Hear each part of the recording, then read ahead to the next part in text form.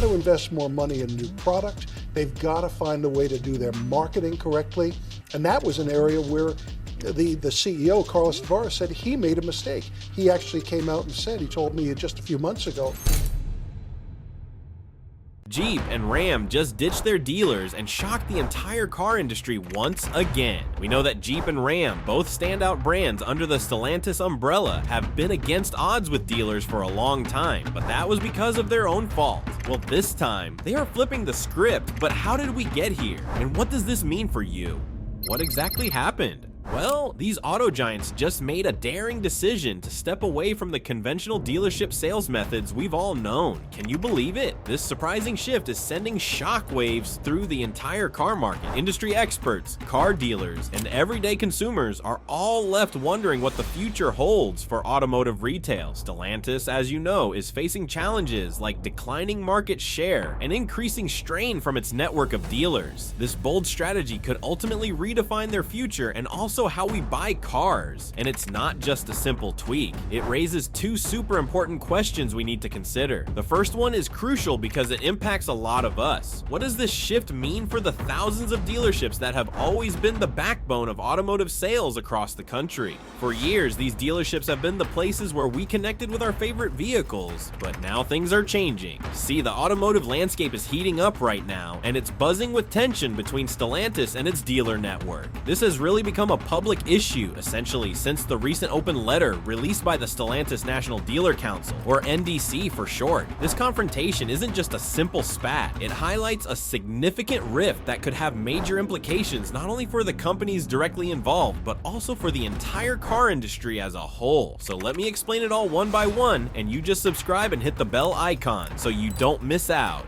Stellantis versus dealers. Over the past few months, the relationship between Stellantis and the NDC has escalated considerably. This is largely due to rising concerns about declining sales and loss of market share. Dealers have been vocal about their frustrations, feeling like Stellantis has made several missteps, particularly during the tenure of CEO Carlos Tavares. The NDC's letter, which is dated September 10th, 2024, lays these grievances out clearly. It accuses Tavares of focusing too much on short-term profit strategies while neglecting the long-term health of the brand. This approach, they argue, has led to a rapid decline in the American brands under the Stellantis umbrella, namely Chrysler, Dodge, Jeep R, and Ram. As a result, this strategy has resulted in a shrinking market presence and a growing number of unsold vehicles piling up on dealership lots. For over 2 years now, dealers have been sounding the alarm about the trajectory Stellantis is on, warning that the current path could lead to disaster not just for themselves, but for everyone involved, including customers. These concerns are echoed in the letter, which points out that past decisions, which were aimed at securing record profits, have completely backfired. Now, dealers are left with an excess of inventory and dwindling sales performance, which is a really tough position to be in. Now, let's dive into some key highlights from that important letter. It captures the frustrations dealers feel towards Stellantis perfectly. The NDC accuses the company of making reckless short-term decision-making choices that have had predictable negative effects on its operations in the United States. Dealers pointed out that while Tavares managed to engineer a record year of profitability in 2023, earning himself nearly $40 million in compensation, the strategies he implemented have led to substantial declines in both market share and the overall vitality of the brands involved. While expressing their dissatisfaction, dealers specifically criticized Stellantis' inventory management. They feel that the practices have left them burdened with an unsustainable number of unsold vehicles. Despite their attempts to clear out this inventory through price cuts and various incentives, those efforts just haven't been enough. The NDC is calling for more aggressive actions to bring back brand vitality and to address the growing concerns related to dealer profitability. They're pushing back on the company's decisions regarding marketing budgets and the way dealer compensation structures have been set up, which only makes things more challenging in terms of maintaining healthy relationships with dealers. In response to the NDC's criticisms, the leadership at Stellantis has issued a clear rebuttal, stating that they take absolute exception to the public nature of these complaints. They argue that these discussions should happen during regular meetings instead of being aired publicly through letters, which they believe can undermine their collaborative efforts. Stellantis has defended its recent strategies by highlighting some positive trends. Sales figures reportedly jumped by 21% in August compared to July, and dealer inventory saw a reduction of approximately 10% over a span of 2 months. Stellantis reassured everyone that they are committed to working closely with their dealer network and emphasized that they have developed an action plan in cooperation with dealers to tackle these ongoing challenges. However, it seems like they also want to control the narrative around their operational strategies. They expressed concerns that public disputes could get in the way of their ability to deliver effective results. And there might be a hidden secret there, because if you remember not long ago, Stellantis has been flaunting its muscle for the public. Seriously, everyone thought they were doing great till they revealed their finances in the recent report. And I know you might be asking yourself, how bad can it be? Let's break it down, because this is the second important question. Is this the death, this giant? I see the whole of Stellantis, the automotive powerhouse, born from the merger of Fiat Chrysler and PSA Group, is currently facing some serious sales hurdles that have sent shockwaves rippling through the entire auto industry. It's especially tough for its flagship brands, Jeep and Ram, which have always been the go-to names in the US market for reliable vehicles. Let's break down the sales data first. Recent statistics paint a grim picture, revealing a catastrophic decline across Stellantis' numerous brands. During the third quarter of 2024, the company experienced a staggering 20% drop in shipments, with total vehicle deliveries plummeting to just 305,294 units compared to previous years. That's a steep fall. The iconic Jeep brand, known for its rugged American off-roading spirit, isn't faring well either. Jeep saw its sales decrease by 6%, which translates to 144,963 units sold in just the third quarter alone. If you look at the year-to-date figures, there's an overall decline of 8% for Jeep. Ouch. Now let's talk about Ram. Unfortunately, it gets even worse. Ram sales dropped by a shocking 19% in the third quarter, leading to a year-to-date decline of 24% and totaling just 309,718 units sold. The situation for Chrysler is particularly dire. At this point, the brand only offers the Pacifica minivan, having suffered a staggering 47% decline in its sales. Not to be overlooked, Dodge and Alfa Romeo are also taking hits, with steep declines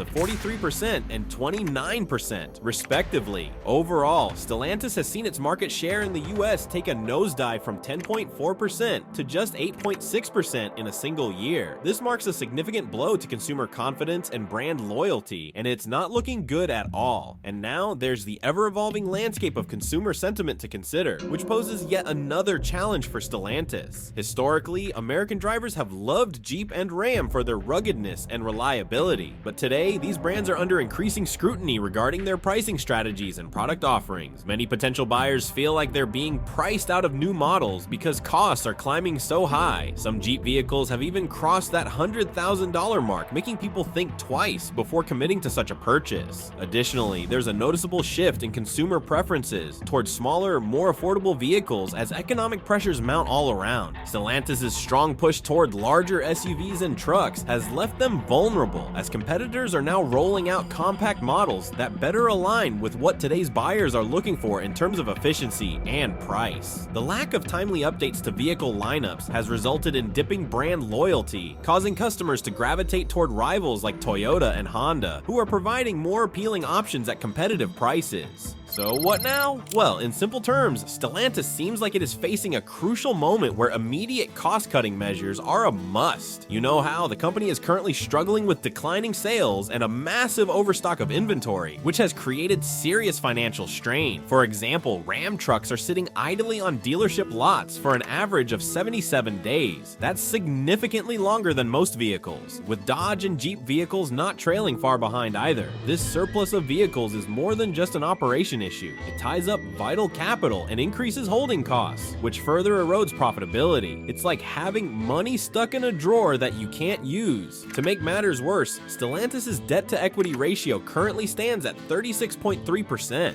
While this may seem manageable at first glance, it still signifies a strong dependence on borrowing to finance operations. The company has recognized that it must enhance operational efficiency and aggressively reduce costs if it wants to remain competitive in a rapidly changing automotive landscape. As we move into mid-2024, the financial health of Stellantis presents a rather mixed picture. On one hand, the company boasts total assets reaching an impressive 206.9 billion euros, while its total liabilities are at 124.6 billion euros. This results in a solid equity position of 82.3 billion euros, which is a good sign for investors. However, there are clouds on the horizon with a concerning interest coverage ratio of negative 12.5. This indicates that the earnings before interest and taxes are not even sufficient to cover the interest expenses. That negative ratio raises serious concerns about the company's ability to fulfill its financial commitments without taking on more debt. Definitely not a situation you want to be in. In light of these challenges, Stellantis has made the decision to revise its financial guidance for 2024. The new projections estimate an adjusted operating income margin between 5.5% and 7%, a significant drop from earlier expectations that were in the double digits. Adding to the unease, the company is anticipating a concerning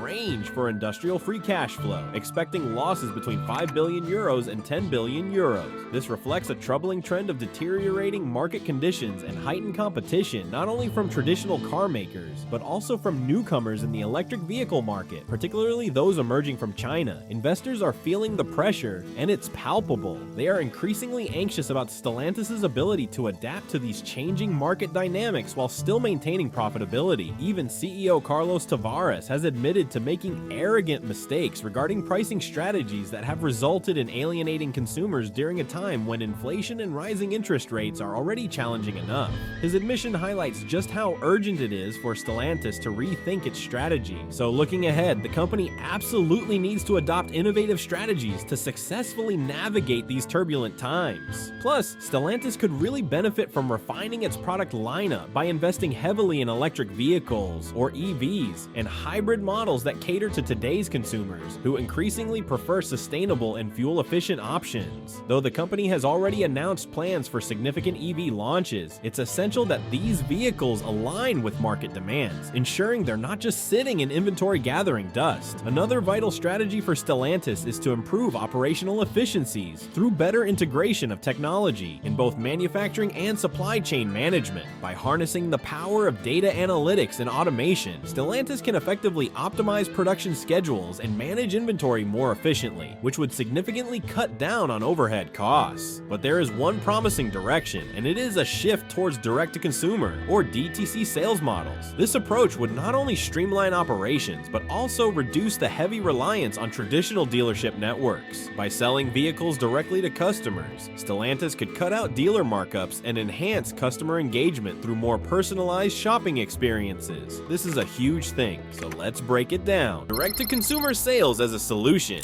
Have you ever wondered how the way we buy cars could change for the better? Well, the direct-to-consumer sales model is shaking things up in the automotive world. Picture this. Instead of manufacturers relying on dealerships as middlemen to sell their vehicles, they can now connect directly with customers. This innovative approach allows car makers to sell straight to you through online platforms or their own dedicated retail stores. Not only does this streamline the buying process, making it easier for you to get what you want, but it also gives car brands the power to shape your entire shopping experience. From that first moment you're curious about a car to the support you receive after your purchase. Let's take Tesla as a great example of how the DTC model can work successfully in the auto industry. Tesla has completely ditched the traditional dealership route, creating a smooth and user-friendly buying experience thanks to its strong online sales platform and branded retail stores. Imagine being able to build and order your car all in one place. This method has turned out to be incredibly beneficial, especially during tough times like the COVID-19 pandemic when many dealerships had to close their doors. By adapting to these changes, Tesla showcases just how effective the DTC model can be in navigating the ups and downs of the market. Now, let's dig into why shifting to a DTC sales model could be a smart financial move for automotive companies like Stellantis. With declining sales and increasing inventory costs weighing heavily on their shoulders, DTC could offer some much-needed relief. One of the most attractive benefits of this model is the potential for improved profit margins. Studies show that sales made directly to consumers can lead to profits that are 20 to 30% higher than those achieved through traditional dealerships. Why is this? It's mainly because manufacturers can keep better control of their pricing strategies and eliminate the additional costs that come with dealer markups. Additionally, DTC sales often require much less physical infrastructure compared to the usual dealership setup. By having fewer showrooms, or even doing away with them entirely in favor of online-only sales, car manufacturers can significantly slash overhead costs that come from maintaining large inventories and employing extensive staff. This streamlined approach means not only lower costs, but also a boost in operational efficiency. By centralizing essential functions such as inventory and customer service, automakers can enhance how they manage data and respond swiftly to customer inquiries, ultimately leading to happier and more loyal customers. So is this the future? Well, to be honest, the benefits of adopting the DTC model aren't just limited to automotive brands. They can be seen across several industries, offering valuable lessons for others looking to follow in their footsteps. For instance, in the consumer electronics world, companies like Apple have excelled by embracing the DTC model through their own online stores and branded retail locations. By maintaining control over every part of the customer journey, from exciting product launches to attentive after-sales support, Apple has not only built a loyal fan base, but also boosted its profit margin significantly. Looking at the fashion industry, brands like Warby Parker and Glossier have disrupted traditional retail by opting for direct sales to their customers online. They focus on creating personalized shopping experiences while cutting out the costs associated with middlemen. This allows them to pass those savings on to customers, which strengthens brand loyalty and keeps consumers coming back for more. Their success stories highlight the importance of understanding what customers want and designing unique experiences that really grab their attention. In the food and beverage sector, companies like Blue Apron and HelloFresh have completely redefined meal preparation by delivering fresh ingredients right to your doorstep. Their business models prioritize convenience and personalization, key elements that resonate with modern consumers looking for practical solutions to their daily challenges. Electric vehicle startups like Rivian and Lucid Motors are making waves in the automotive industry as well, adopting a mix of DTC sales alongside a few limited dealership partnerships. Rivian's direct sales approach helps maintain strong brand control while also allowing for unique services such as delivering vehicles directly to customers' homes. These examples across various industries demonstrate how effectively implementing the DTC model can elevate customer engagement and profitability. Embracing a DTC sales model opens up a transformative path for automotive brands like Stellantis. As the market keeps evolving, it's clear that consumers are leaning towards more direct, personalized, and streamlined shopping experiences. By going down this route, brands can not only improve their profitability, but also significantly enhance how they connect with customers in an increasingly competitive marketplace. As you can see, the DTC model shines bright as a promising solution to help navigate the myriad challenges currently facing the automotive world today. But what is the impact on dealerships?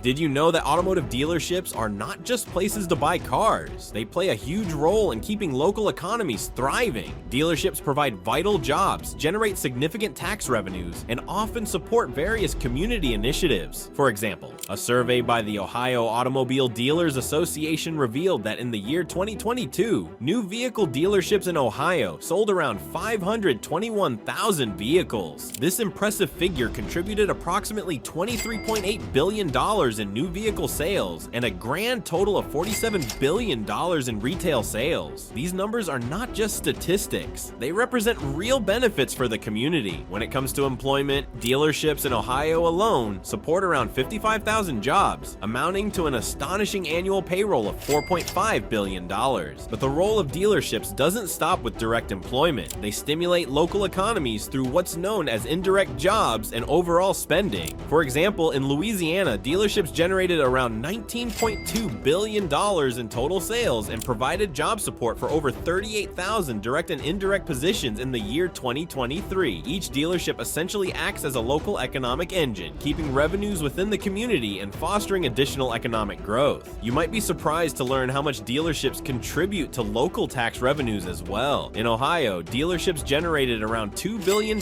in sales tax, making up about 16 13.2% of the total sales tax collected in the state. This revenue is crucial. It helps fund vital public services like education and infrastructure. In Louisiana, the sale of new cars alone brought in around $672 million in sales tax revenue. These financial contributions highlight just how integral dealerships are to maintaining the economic health of their communities. Let's not overlook the philanthropic efforts of these dealerships, which also boost their impact on the community. For instance, dealerships in Louisiana contributed over $18 million to charitable organizations in the year 2023. This commitment to social responsibility fosters goodwill and strengthens community ties, proving that these dealerships are not just businesses, they are essential partners in enhancing their local communities. As brands like Jeep and Ram shift towards a direct-to-consumer or DTC model, the effects on traditional dealerships could be quite significant. This major shift might lead to fewer dealership operations, which can throw local economies into disarray, especially those that depend on these businesses for jobs and tax revenue. As manufacturers like Stellantis explore DTC sales to trim costs and boost margins, many dealerships could find themselves facing serious challenges that threaten their very existence. In a market that's leaning more towards DTC, consumers may enjoy lower prices because of the reduced overhead costs associated with traditional dealership operations. However, this potential benefit could come at a steep cost to local employment and community involvement. If dealerships close or consolidate, it could result in a wave of job losses. For example, if a dealership employs around 70 people, which is representative of Ohio's average dealership statistics, imagine the ripple effect of that closure on the local economy. Moreover, consolidating dealerships could lead to monopolistic situations where fewer dealers control a larger market share. This could reduce consumer choices and potentially lead to higher prices in the long run if competition continues to dwindle. The long-term health of local economies will hinge on how well they adapt to these upcoming changes, while making sure essential services and job opportunities remain intact. So what are dealerships going to do?